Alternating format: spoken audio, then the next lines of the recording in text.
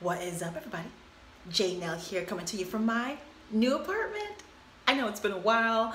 I kind of had a rough move, but I'm in my kitchen. All right.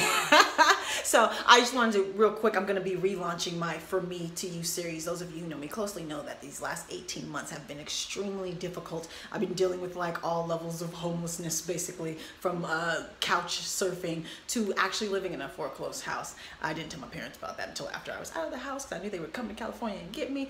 But anyway, yeah, I got pictures, everything. I didn't want to, For Me to You is my series where I give more of myself to connect, to relate, to get advice, all kinds of things, to do more than sports and entertainment, basically.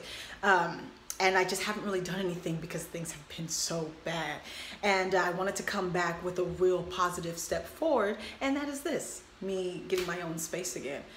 Whew, those 12-hour shifts are paying off. All right, but today we are here for my recap of Bellator 180. Happened last night in New York at Madison Square Garden. You had to follow me on Instagram, especially because I did all my picks there. I did them right before the fight too. Before the fights.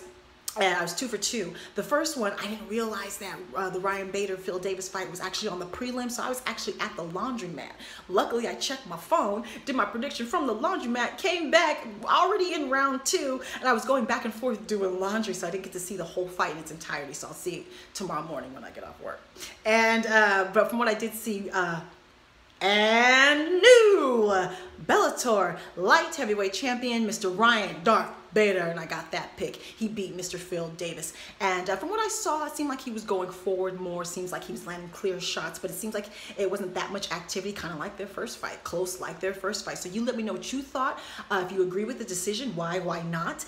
Compare it to the last fight, and how you feel about Ryan Bader's successful debut, becoming the champ.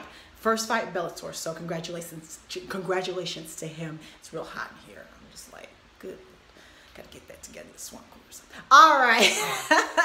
Now on to the main card. I did not do the entire main card, but I did not get this next pick. And still, the Bellator welterweight champion, Douglas Lima. He defeated Lorenz Larkin.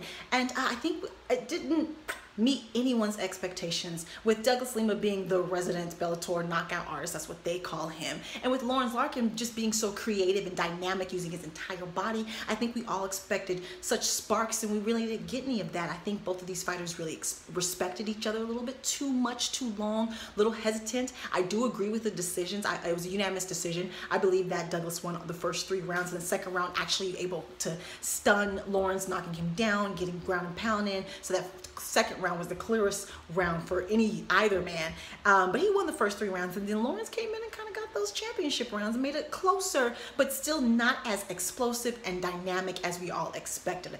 So yeah, but he did keep his title, and it wasn't a bad fight, just our expectations were really high, So and we know the next man up for that one is Mr. Rory McDonald, and I agree with him. If that's all you got, it ain't gonna be good enough.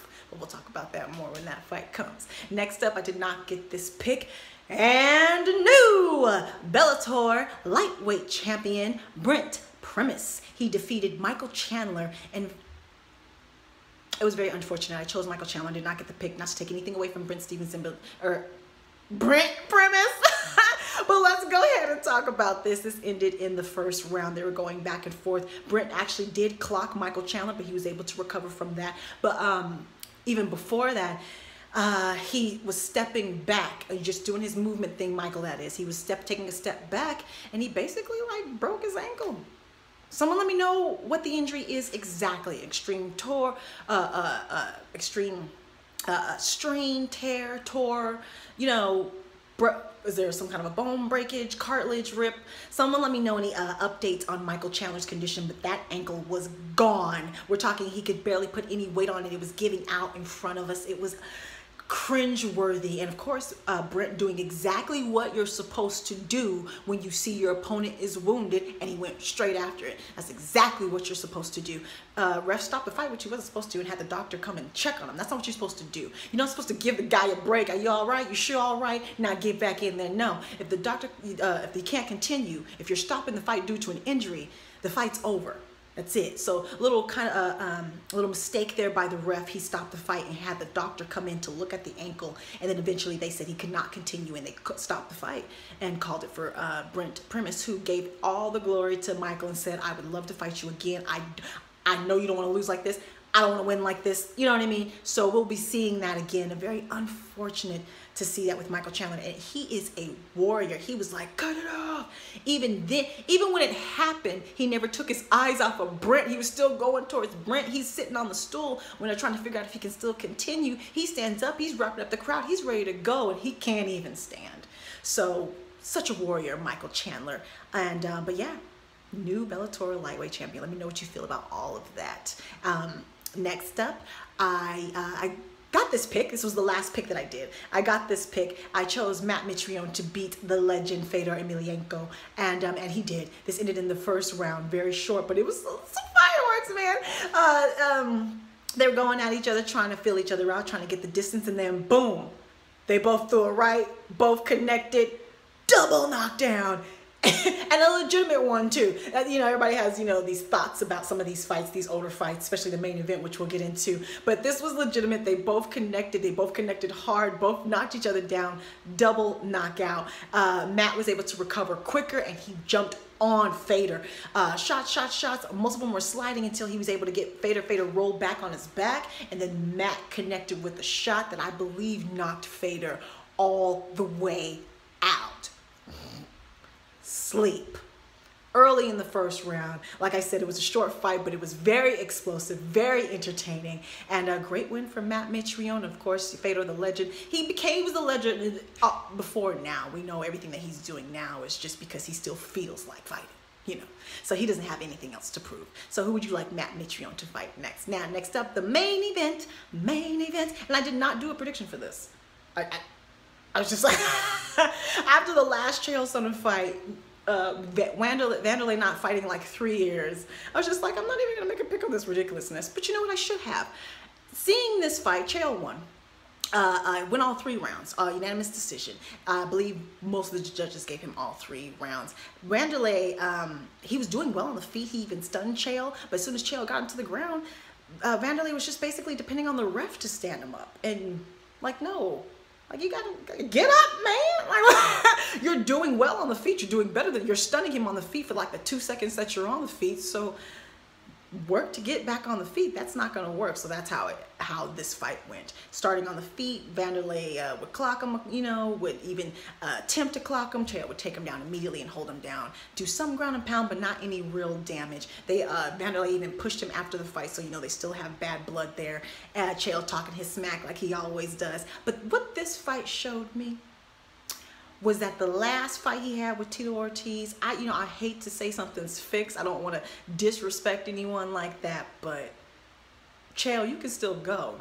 This was a legitimate fight, and I wasn't even expecting that. So it kind of makes the last fight with Tito seem even less legitimate. So I don't know. I don't know. But yeah, it was a real fight. They came in, fought 3 rounds, and he won. So who do you think it should be next for Mr. Chael Sonnen? And yeah, let me know all your picks, how you did on this entire card. Any injury updates, especially for the Michael Chandler. Who would you like to see these new champs fight next? You got these new top 10, top 5 prospects, even Valerie Letourneau coming over now to Bellator with the, Mike Goldberg, Mara Ronaldo, Brendan Schaub, all on the commentary, Josh Thompson, all on the commentary. It is getting harder and harder to deny the legitimacy of Bellator, and that is great for everyone, including the fighters, including us, for these fighters to have more places to go, places to build and workshop and build more stars, more people for us to watch, more events. This is better for everyone. So congratulations to Bellator for having a successful event. And just like I said, get more and more legit by the day. All right, real quick, we have a UFC event on tonight, and I'm gonna pick Michael Chiesa to beat Kevin Lee. All right, let me know. I'm gonna end it with that. And follow me on Facebook, Twitter, and Instagram. And I'm on Snapchat now. Subscribe, like, talk to me, take care, and goodbye. Oh, please look out for the relaunching of my From Me to You series. Talk to me, take care, and goodbye.